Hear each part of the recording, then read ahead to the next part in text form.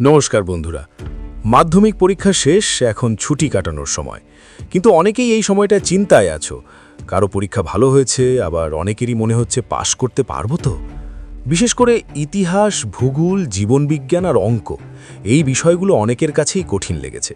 অনেকেই ভাবছো যদি কোনো কারণে অকৃতকার্য হয়ে যাই তাহলে একটা বছর নষ্ট হয়ে যাবে, আবার নতুন করে ক্লাস 10-এ পড়তে হবে।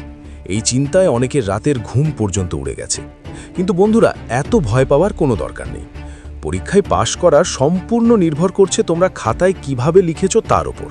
যদি তোমরা যতটা পারো প্রশ্ন অ্যাটেন্ড করে এসে থাকো, পরিষ্কারভাবে লিখে থাকো, তাহলে নম্বর পাওয়ার সম্ভাবনা অনেকটাই বাড়ে। সাধারণভাবে মূল্যায়নের সময় পরীক্ষকদের নজরে থাকে খাতা পরিষ্কার রাখা, প্রশ্ন অ্যাটেন্ড করার চেষ্টা, ধাপে ধাপে অঙ্ক করা, মানচিত্র বা চিত্র আঁকা, পয়েন্ট করে লেখা, এসব বিষয়। অনেক সময় দেখা যায় উত্তর পুরো ঠিক না হলেও প্রচেষ্টার ভিত্তিতে আংশিক নম্বর দেওয়া হয়। তাই যারা মনে করছো কম লিখেছো তার মানেই যে ফেল করবে এমন নয়। মূল্যায়ন প্রক্রিয়া নিয়ে বিভিন্ন সময় সহানুভূতিশীল দৃষ্টিভঙ্গির কথা বলা হয়েছে।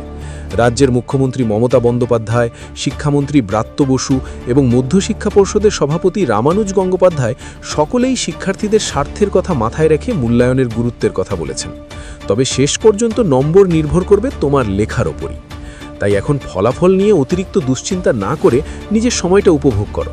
যেটুকু লিখেছো সেটুকুর ওপর ভরসা রাখো। মনে রাখবে, চেষ্টা কখনো বিফলে যায় না। এই ছিল আজকের ছোট্ট তথ্য তোমাদের জন্য। ভিডিওটি ভালো লাগলে লাইক করো, শেয়ার করো আর সাবস্ক্রাইব করতে ভুলো না। তোমাদের মতামত অবশ্যই কমেন্টে জানাও। ভালো থেকো, সুস্থ থেকো।